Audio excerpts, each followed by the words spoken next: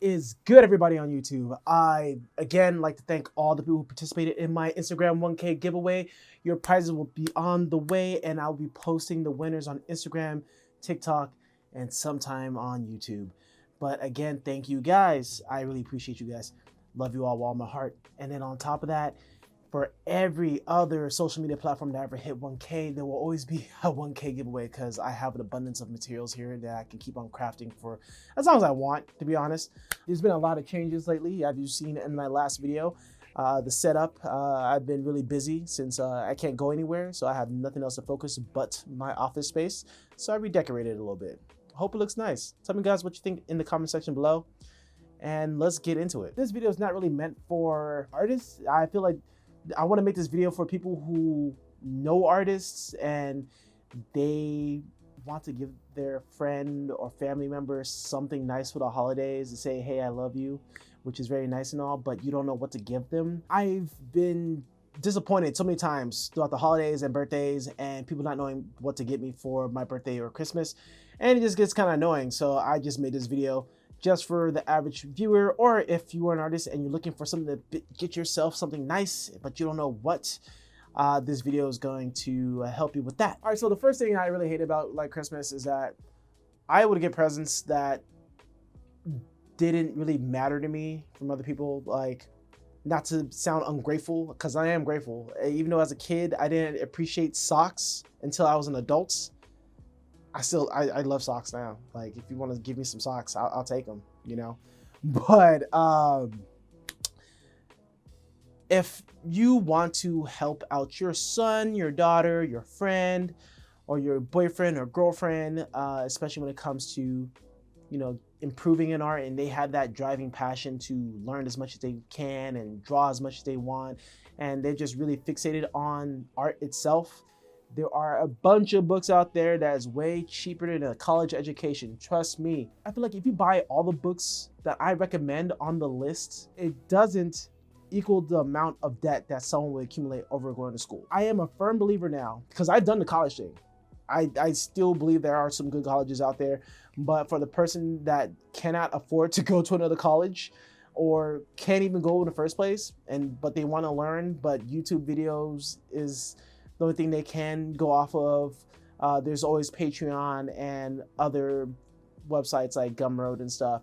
But if they don't really have the cash to keep spending for these courses to teach them the things that they already learned, there are books out there that are full of this knowledge. I have been a big hard repper of books on this channel. If you guys have watched my past videos, I'll always talk about the books that I have, the books that I read.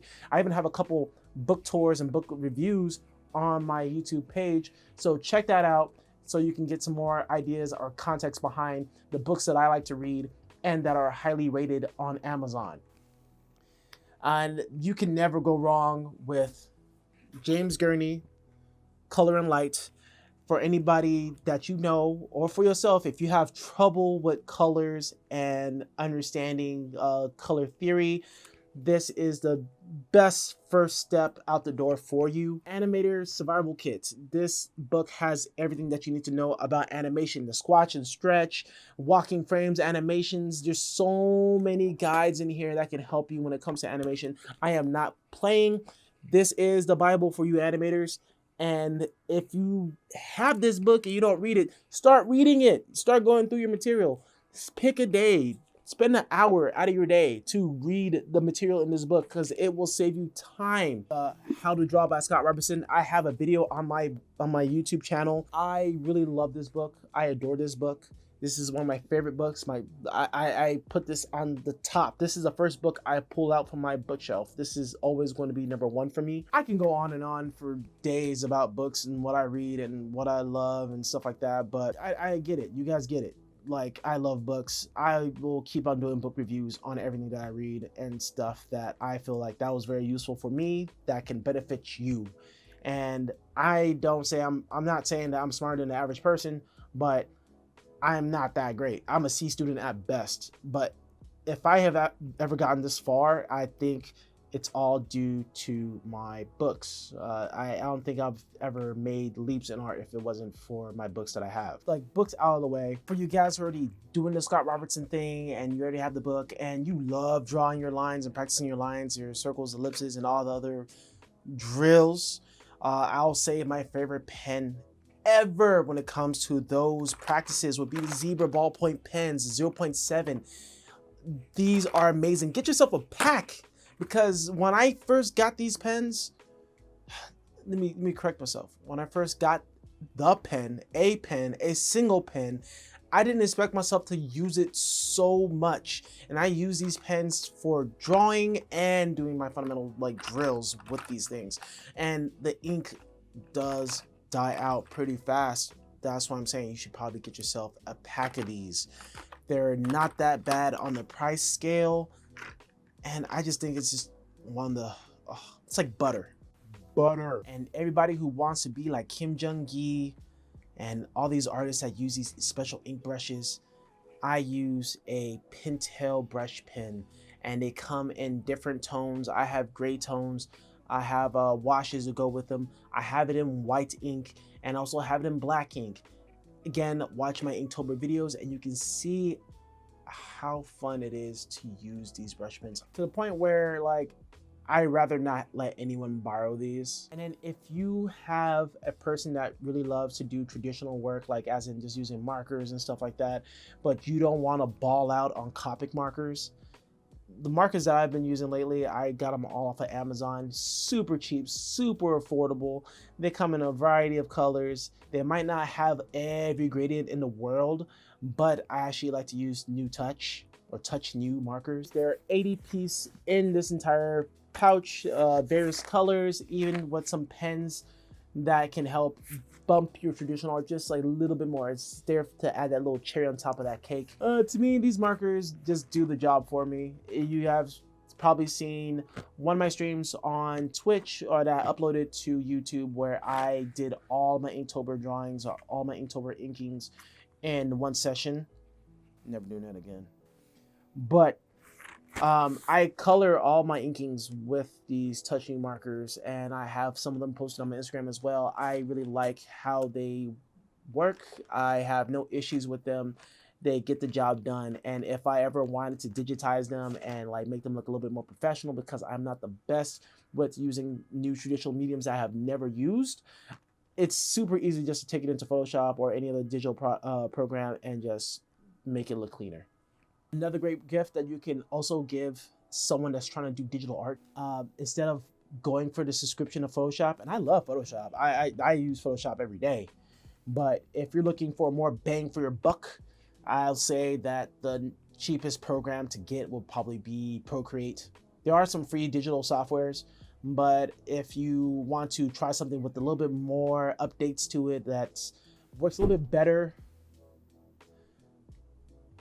that works a little bit better and is a little bit more industry standard, or they have a better brush selection or brush controls, I'll say my top 3 would be Procreate, Clip Studio Paint. Clip Studio Paint is super affordable. I think they have sales on them like so often.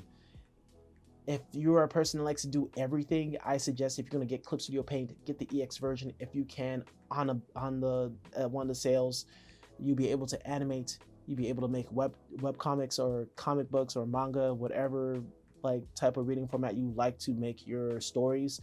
And then you also can just use it for digital art. The brush controls on Clip Studio Paint is so good, and they have thousands of assets to download that are free, that you can use for your own disposal, even 3D models for posing figures and learning anatomy. The third option will always be, for me, Photoshop. Those are the top 3 holy grails that I use to my disposal. I know there's Krita, there's, what else is there? There's Krita, there's GIMP. I don't even think GIMP is that great. There are a bunch of affordable tablets now online on Amazon. I can link a few in the descriptions. I don't have the money to like show you all. The tablet that I have myself, I use the Intuos 4 They don't make them anymore, but they have a better version of it. And there's tons of cheaper options down below in my description. They're all affiliate links. Yes, they help out the channel. They help support me. And if you really like the content that I'm putting out and the stuff that I'm doing here, using those affiliate links really help me out a bunch. You have no idea, because that unemployment check is running out. And if you're looking for a portable tablet to go, but on a budget, like if you can't get an iPad Pro, because I know they are expensive. Like I don't make that type of money where I can have iPad Pro money, especially like the biggest size. If you're trying to get something similar to that, I just got this Apple Air 4. Man, it's been a wonderful experience with this. I'm telling you, compared to my last iPad I had, it was just a regular iPad, and I wanted to use Procreate on it and try animating and try drawing and try to see what's all the hype with Procreate. This is really, really cheap compared to the other iPads. This one cost me about like $750. If you have an older iPad, you can trade that in to get money off on this iPad. Best buy that I ever made in 2020. No matter how bad this year was, this brought hope and life back into my days, especially when I'm out on the go, if I'm hanging out with family. It's nice, portable, small, compact. It's not too small. The surface area on the iPad itself, it's just perfect. And then on top of that, like, you don't need to use your face to open it. You don't need to use your thumb. You can just open it just with your index finger. Just lightly put your finger on top and it unlocks. I love you. Love you so much. And that is it for my Christmas recommendations for artists. Share this with your friends and family so they can have somewhat of an idea on what to get you for the holidays and what to get you for your birthday or any celebration. If you just graduated, they have an idea of what to get you.